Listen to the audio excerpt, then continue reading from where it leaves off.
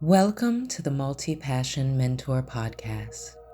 This is the place where we talk about everything multi-potentialites deal with day in and day out.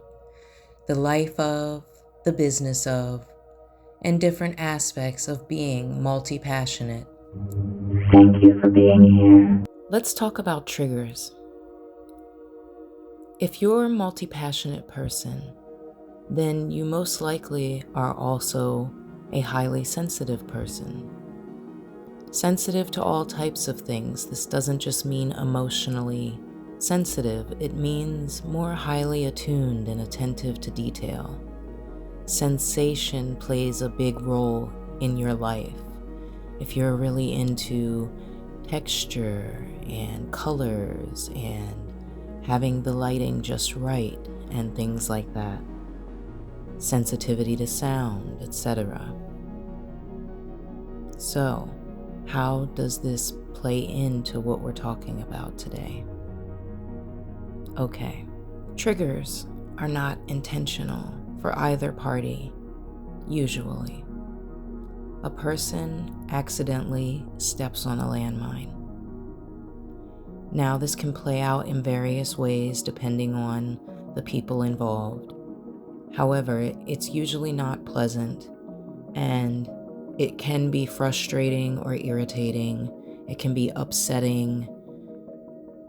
All of the feelings that are associated with triggers are absolutely valid.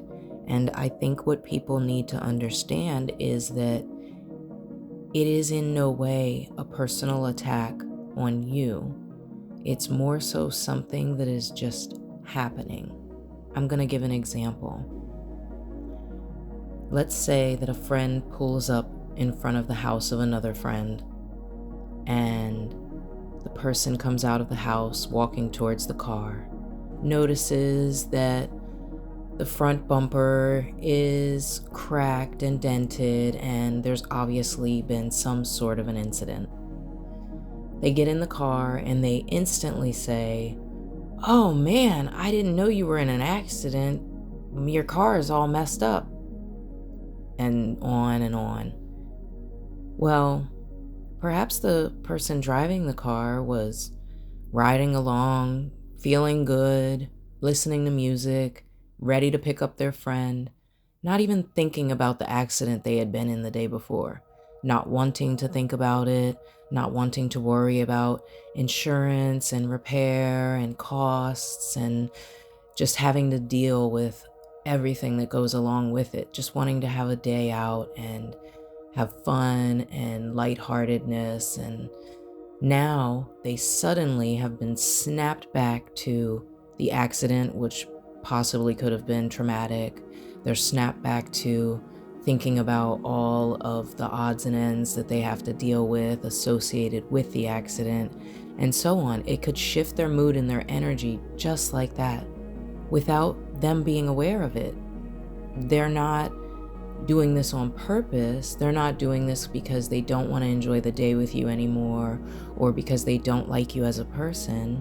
It's happening because this is something that is occurring within their mind.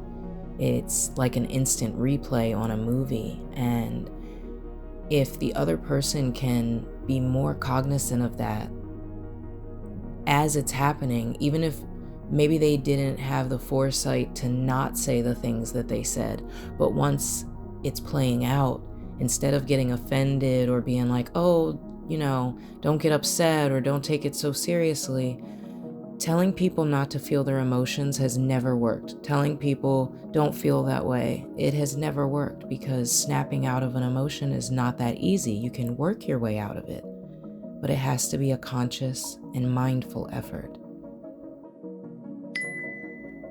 This is Multi-Passion Mentor. Thank you so much for tuning in, Mavens, and we'll see you back here next time. Be sure to visit us on Instagram at Multi-Passion Mentor.